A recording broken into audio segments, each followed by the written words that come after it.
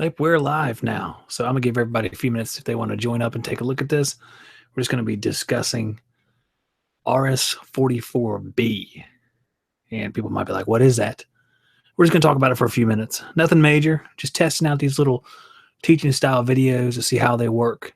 I did one the other day. I really liked it. People seem to enjoy it, so I'm going to try it again. And I'm learning right along with you guys on this stuff right here because this is a brand new retrofit refrigerant. And just like most retrofit refrigerants, say that they are the best one. Well, that can't be possible, obviously. My personal belief is 407C is the best one. I take a little bit of an unorthodox approach. A lot of you know about it. Since 407C is best used with POE oil, I add a little bit of POE oil on top of the existing mineral oil charge when I retrofit. Now, you might see companies like Honeywell now, and there's a few other ones. I don't know if it's national, but I know for sure Honeywell. They sort of endorse that. They don't go out on a limb and say that's absolutely true, but they say that field studies prove that it does work. I saw it in a Honeywell piece of literature earlier today where it says that you can use some POE on top of mineral oil and it works. And that's great. That's my personal preference. There's a lot of downsides to retrofits. A lot of people know them. That's why they weren't used in the first place. R22 is a single component, meaning that there's no blended refrigerants. We're looking at RS44b today, and we're going to take a look at how many components make up RS44b, and there is a lot of them. I'm trying to keep up with the chat here. What's up, fellas? Terry, Justin, Ben, a different Justin, of course, Alexander, Justin again, and back to Alexander. Okay. So what I'm going to do is I'm going to share my screen and we're going to take a look at a few documents and sort of go over what this stuff is all about. I've written a few things down on my elegant looking notes right here. And RS44b is just the latest and greatest drop-in refrigerant, what they call drop-in refrigerants. And we can argue that all day long. Drop-in refrigerants, you can't drop it on top of 22. Although, let's look at something real quick. I'm going to bring up the screen share. Let me see here. This might be the right screen. Let me go ahead and share this one and see. All right, we're on the screen here. I'm going to watch it show up on the other screen here. Let me bring it up here and make sure it's working. All right, I see it up here. All right, we see RS44b, the R22 replacement. Best. It actually says it up here at the top. Is the newest R22 drop-in replacement refrigerant in the U.S. market. Now, I like this. I'm going to skip down here and give me a second to find this. Similar cooling capacity and flow rate. They all tend to say that. They'll say it has a comparable capacity. Well, everything's comparable. That doesn't mean it's actually good. Hello, Curtis, Matt. What's up, fellas? I like it because somewhere in here, let's see. I like because it, oh yeah, here we go, right here. You'll see this section right here. If a service technician inadvertently mixes RS44b with R22, there will be no harm to the system components or system efficiency. Now, how can someone possibly think that? It's sort of painting the picture that, hey guys, go ahead and do it all over the United States. It'll be great. We know this isn't true because in Europe, which they spelled incorrectly, no judgment, because in Europe, where there are no regulations against mixing refrigerants, our European sister company has tracked these developments. In the USA, the EPA does not permit or condone the intentional mixing of refrigerants. So, number one, they don't know how to spell Europe. Number two, the EPA caused us not to be able to mix refrigerants. And how can you get a superheat and subcooling reading when you don't know the actual composition of the refrigerant? But that doesn't have anything to do with the actual refrigerant itself. It has more to do with the people that make it, sort of getting you to mix them together. Definitely never do that. Never do that. It is bad. You see up here it says RS44b is non-flammable. Okay, it is non-flammable, but you'll see that there are flammable components inside of the refrigerant. And I'll try to bring up, let's see here. Let's bring up one of these files and see if it has it in here. I'm going to download. I know I have it on a different page. Yep. There's a safety data sheet. Now let's look and see if we can't find our components. And here we are. All right. Here's some crazy stuff. heptafluoropropane, propane, HFC 227, 5% of the volume. Now we're going to look at this. It has a striking similarity to another refrigerant. We have pentafluoroethane, HFC 125, which is found in 407C. It's found in 410A. It's found in the 422 series. We go down one more. Tetrafluoroethane is 134A. A lot of people are familiar with that. That is the predominant refrigerant. See, it's 53.8 of the total composition is 134A, because you can see directly underneath it difluoromethane, HFC 32, is a component in 410A as well. In fact, 32, 134A, and 125 are the components in 407C. And the composition numbers, the 20, we look over here, the 20, the 53.8, and 20, the percentages are very close to 407C. 407C has 52% 134A. It has 25% 125 and 23% 32. So it's almost dead on the money.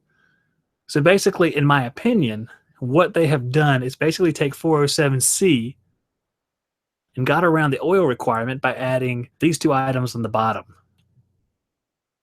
Isopentane, which is 601A, and butane. Similar to a ton of different retrofit refrigerants. If you have your 422 series, all of them are using these hydrocarbon refrigerants to carry oil, these butanes and isopentanes. When I make my retrofits on 407C, what I'm doing is I'm actually just adding oil, POE, to ensure we have some oil return. Keeping in mind that previously we were talking about, I was reading a study, and I don't remember the college, but they were testing 410A and 407C with different oils, with mineral oil, and seeing how they would function. Now, of course, neither one of them did very well. 407C, and they referred to the oil in the compressor, the level of oil. You always have a certain amount of oil in the compressor. Some of it's traveling through the system, then coming back, but there's always a certain amount in the compressor because you need a certain amount there.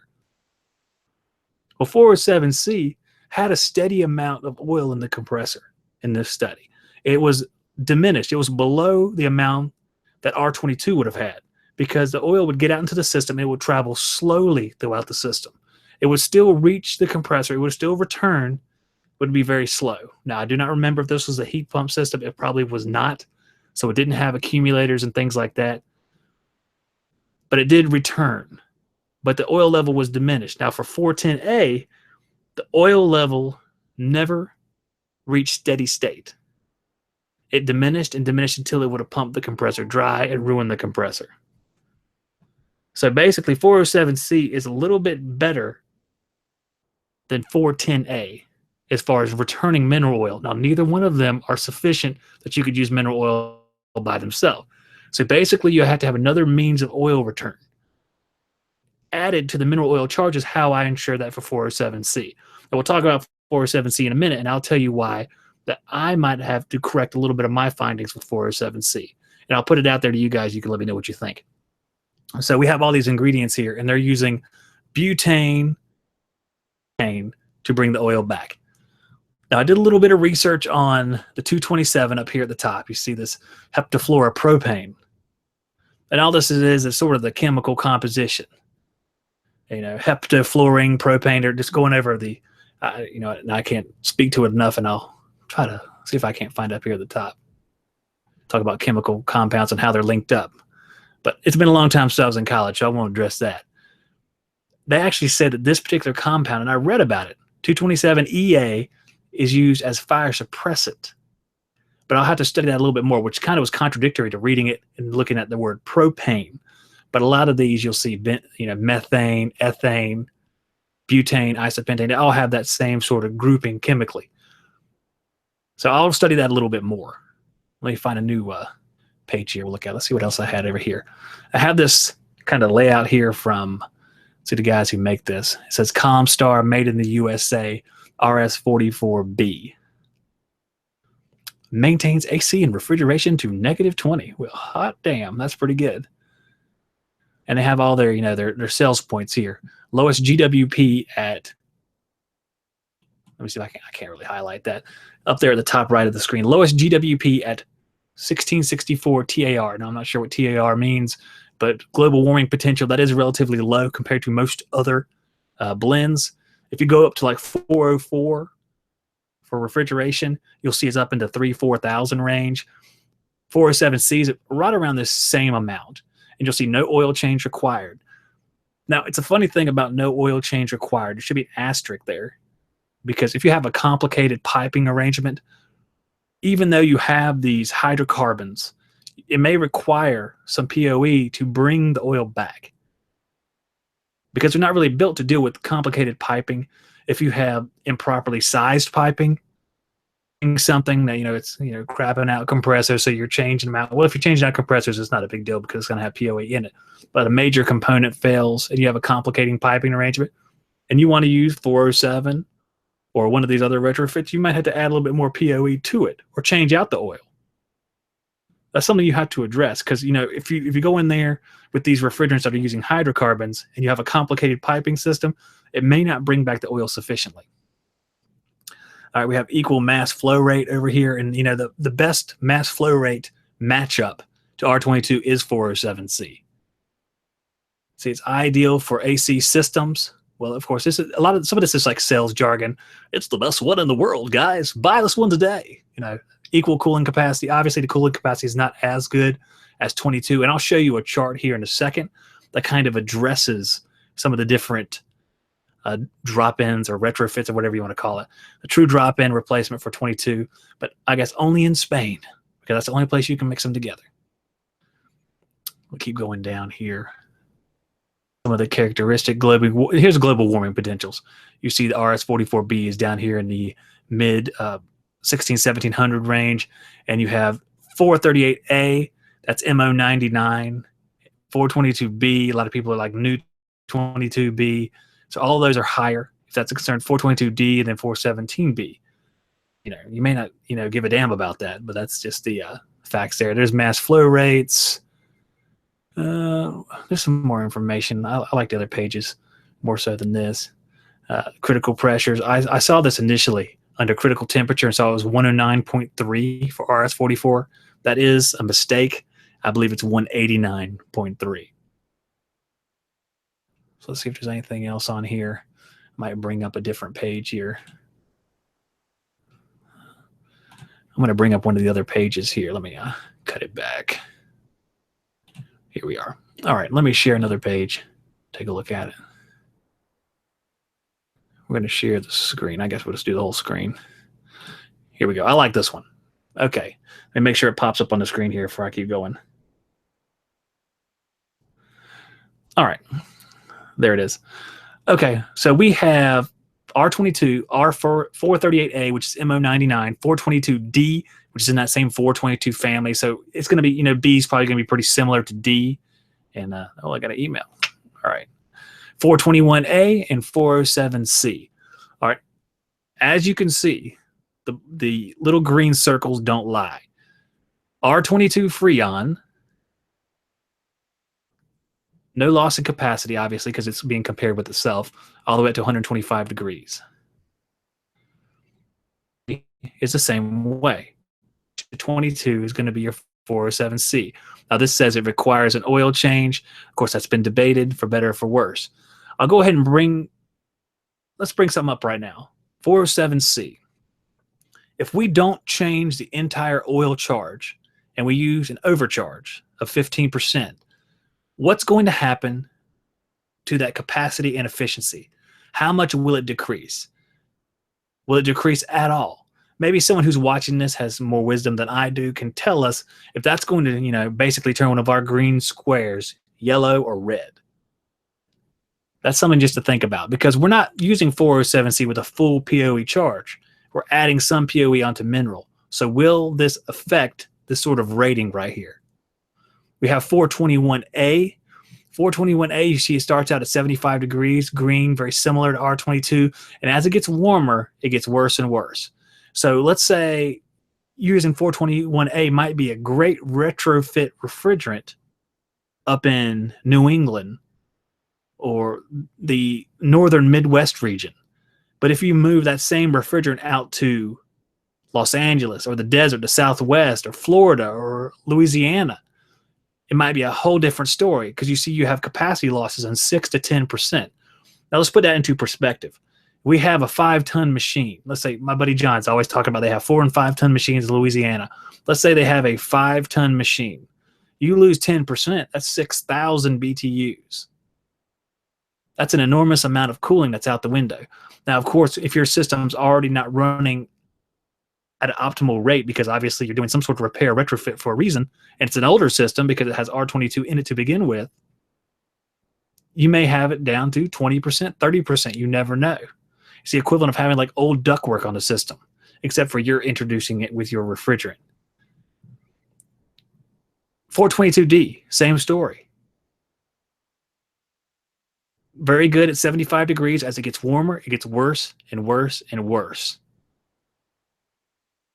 438A, a little bit better. Now let's think about this for a second. We have MO99. MO99 has a lot of the same ingredients as 407C. It doesn't have the same percentages of those ingredients. It still has the 134A, the 125, and the 32, but it uses the hydrocarbons as well. So we'll use those hydrocarbons to bring the oil back. Now, because the mixtures are different, it does have the same refrigerants, and it does better than the 422D and 421A, but it's still not as good as 407C. So, judging from the chart here, you can see 407C is the way to go. That's why I choose 407C. And until just recently, the cost has been very low for 407C as well. 422D, the last time I had purchased it, was well over $200. I don't know where it's at now. 438A or MO99 was the same way. So here. Let's see what else I have on here. I think I already looked. Well, this is a different one. This is just 427A. I was looking at it as well. Now, 427A, it's funny because when they talk about these things, it's always skewed to make them seem like they're the best. Now, let's see. Better efficiency than most R22 retrofits. Well, because most of them suck. So it's easy to be better when it's easy to have the best grade in the class when everyone makes a D. No TXV replacement required. One of the lowest global warming potential retrofits on the market. Well, that's great. No oil change required. Now, here we go. In many installations. So the problem is that guys in the field, when they are working with this stuff, how many are trying to analyze whether their retrofit situation is applicable to an oil change or not? Probably nobody, because it says no oil change required in many installations, but I don't think that installation is really defined very well. And this is the same story with a lot of these refrigerants. Let's see if I can find the information for 427A. I don't know if it's on here or not. Let's see. Literature. Let's see if we can find it. Bear with me for a second. Oh, it's going to be a wild goose chase. We can always use the Google. Let's use the Google. This is just a good example. 427A MSDS. All right. All right, here we go. Oh, dead end. Let's try again. Because you see all of these are, they're all painted as being the best. I don't know why so many of these even exist. All right, let's see if we can't find some information on this. All right. Now, I really want to know what's in it. It'd be really good for us to see what's in it, because I do believe it's 134A and 125, and that's it. Let's see if I can't find that. It's a wild goose chase. I'll try one more, and then we'll wrap this up just in case. I just wanted to get a little bit of this started. Oh, here we are. This is it. Okay. Tetrafluoroethane. I got to remember which these are if they break that down. Probably 134A, but I do not recall. I won't waste too much time on this, guys. Should have kept that other writing in place. But you can see it's still 4 components, pentafluoroethane, and I remember the wording from the other ones, difluoromethane. So it's all the same components over and over again in different, mixtures, different percentages. And for the most part, I don't see any of those butanes and hydrocarbons in this group unless I'm missing one. So if you don't have the hydrocarbons, you're really limited on how well it's going to bring oil back. It's really, it's almost really worrisome because you don't know if it's going to bring oil back or not. And you might be long gone by then, but that's the question. So that's my spiel for tonight, guys. I'm going to look at the comments here and see if there's any questions before I end things up, but I just wanted to do this little thing on RS44b. I'm just reading some of our comments here. Let's see here.